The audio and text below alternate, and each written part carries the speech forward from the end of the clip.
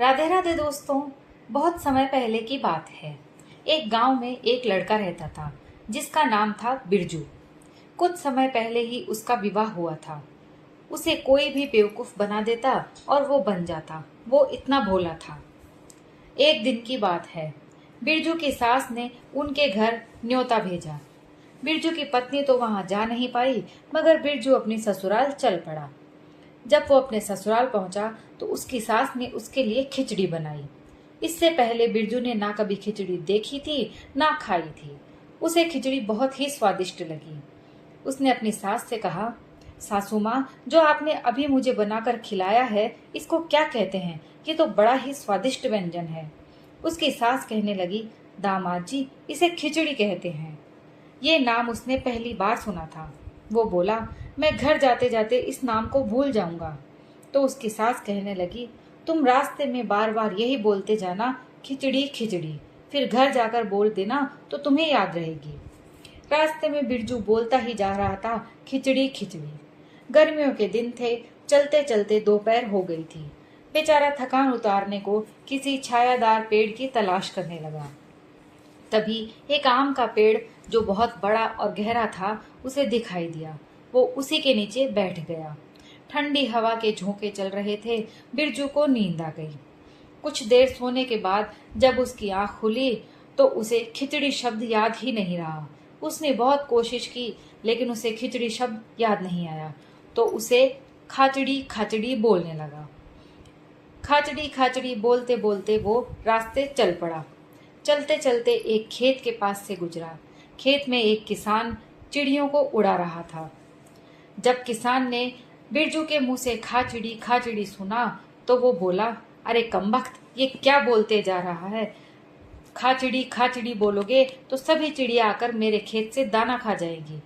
मगर बिरजू ने उसकी बात को अनसुना कर दिया और उसकी तरफ एक बार देखा और फिर वही खाचड़ी खाचड़ी की रट लगाता हुआ आगे बढ़ गया। खेत का मालिक पहले ही दोपहर से परेशान था। उसने डंडा उठाया और बिरजू को पीटना शुरू कर दिया। फिर उससे कहा, खाचड़ी खाचड़ी नहीं बोलना और उड़ चिड़ी बोलना है। बिरजू पर मार पड़ी तो बेचारा खाचड़ी खाचड़ी को भूल गया और खेत के मालिक ने जो उड़ चिड़ी कहा वो ही दोहराने लगा। अब बिरजू उड़ चिड़ी कहता हुआ आगे बढ़ने लगा। रास्ते में एक शिकारी चिड़ियों को पकड़ने के लिए जाल बिछा रखा था। जब उसने सुना कि एक आदमी उड़ चिड़ी कहता हुआ आ रहा है तो उसे बड़ा गुस्सा आया, क्योंकि सुबह से दोपहर हो गई थी लेकिन उसके जाल में एक भी चिड़िया ना फंसी। इसलिए उसने बिरजू को मना किया कि उड़ चिड़ी नहीं कहना है। उसने डंडा उठाया और बिरजू की पिटाई कर दी और कहा, तुम पागल हो गए हो क्या? उड़ चिड़ी कहोगे तो मेरे जाल में एक भी चिड़िया नहीं फंसेगी। अब तुम ये कहो, आओ और फंस जाओ, आओ और फंस जाओ। अब बिरजू बेचारा अपने जख्मों को सहलाता हुआ यही बोलने लगा, आओ और फंस जाओ, आओ और फंस जाओ। थोड़ा सा आगे बढ़ा ही था कि एक दरोगा और कुछ सिपाही एक चोर को पकड़कर ले जा रहे थे। बड़ी दौड़ धूप करने के बाद चोर उनके हाथ आया था। ऊपर से एक आदमी को उन्होंने जब ये कहते हुए सुना कि आओ और फंस ही जाओ, आओ और फंस जाओ, तो उन्होंने सोचा कि ये तो हमारे काम का मजाक उड़ा रहा है। जिस तरह से ये कह रहा है आओ और फंस जाओ, तो बिना कारण तो हम किसी को नहीं पकड़ते हैं। सिपाहियों ने बेचारे बिरजू को पकड़ लिया और गरीब को ऐसी मार पड़ी कि दुश्मन को भी भगवान बचाए। दरोगा बोला, अरे बेवकूफ, ये ना कहो, बल्कि ये कहो कि भगवान ऐसा दिन किसी को ना दिखाए। बेचारा बिरजू पुलिस की मार से इतना डरा कि जोर जोर से यही कहता आगे चलने लगा, भगवान ऐसा दिन किसी को ना दिखाए। थोड़ी दूर चला था कि एक दूल्हे की निकासी निकल रही थी। दूल्हा सहरा बांधे घोड़ी पर सवार था। गाजे बाजे बज रहे थे। अचानक बारातियों के कान में एक आवाज पड़ी कि भगवान ऐसा दिन किसी को ना दिखाए, भगवान ऐसा दिन किसी को ना दिखाए। बाराती अब ये सुनकर सकते में आ गए कि ऐसी शुभ घड़ी में हमें ये क्या सुनने को मिल रहा है। फिर क्या था, उन्होंने आव देखा न ताव। बिरजू को बुद्धि से पकड़ा और ऐसा पीटा कि बेचारा बेसुध जमीन पर जा गिरा। फिर बाराती बोले, कमबख्त, ये बोल कि भगवान ये दिन सबको दिखाए। अब बेचारा मार पिटाई से परेशान यही बोलता हुआ आगे बढ़ा कि भगवान ये दिन सबको दिखाए। उसकी मार पिटाई से हालत ऐसी हो गई कि पाँव को रखता किधर और पाँव पड़ता किधर। थोड़ा आगे चला ही था कि उसकी फूटी किस्मत। आगे एक जनाजा जा रहा था। सफेद चादर में लिपटी लाश को अर्थी पर रखे लोग राम राम कहते ले जा रहे थे। इतने में ही उनके पास से बिरजू गुजरा और पुकार पुकार कर कहने लगा, भगवान ये दिन सबको दिखाए, भगवान ये दिन सबको दिखाए। अब मरने वाले के जो रिश्तेदार थे वो पहले ही दुखी थे और ऊपर से ये आदमी तसल्ली के दो बोलने की बजाय ये कहता जा रहा है कि भगवान ये दिन सबको दिखाए। उन्होंने अर्थी को जमीन पर रखा और बिरजू को पकड़ा।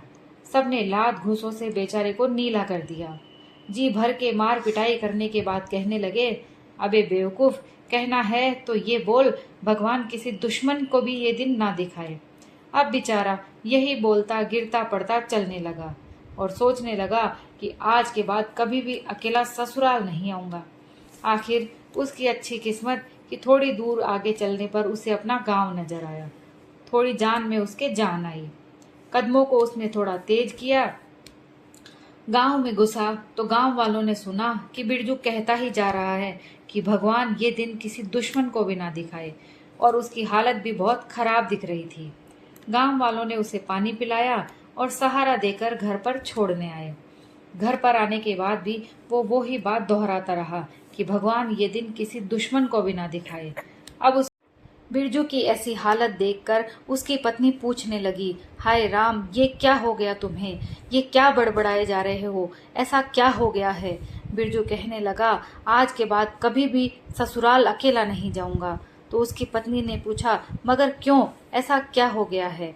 बिरजू ने बताया कि तुम्हारी माँ ने जो मुझे बनाकर खिलाया उसी की वजह से मेरी आज ये हालत हुई है। उसकी पत्नी ने पूछा, ऐसा क्या बनाकर खिला दिया है मेरी माँ ने? बिरजू ने बहुत याद करने की कोशिश की लेकिन उसके याद न आया। जब उसकी पत्नी पूछने लगी और बोलने लगी कि मेरी माँ ने ऐसा क्या बनाकर खिला दिया है, उसने तो तुम्हारी बहुत खातिरदारी की होगी, तुम मेरी माँ की बुराई करे जा रहे हो।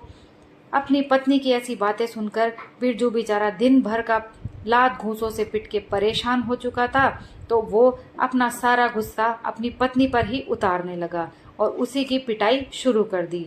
पिट पिट के पत्नी बहुत परेशान हो गई और आखिर में तंग आकर बोलने लगी, हाय राम, मुझे तो कूट कूट के तुमने खिचड़ी बना दिया है। तभी बिरजू अचानक से चौंका और बोला, हाँ, यही तो बनाकर खिलाया था मुझे तुम्हारी माँ ने, इसी की वजह से मेरी आज ये हालत हुई है। अब आज से तुम रोज मुझे खिचड़ी बनाकर खिलाना। दोस्तों, कहानी यहीं समाप्त होती है। अगर आपको कहानी पसंद आई हो तो प्लीज़ लाइक और शेयर कीजिए। चैनल पर अगर आप पहली बार आए हैं तो प्लीज़ चैनल को सब्सक्राइब कर लीजिए। मैं रोज़ आपके लिए ऐसी ही मज़ेदार कहानियाँ लेकर आती हूँ।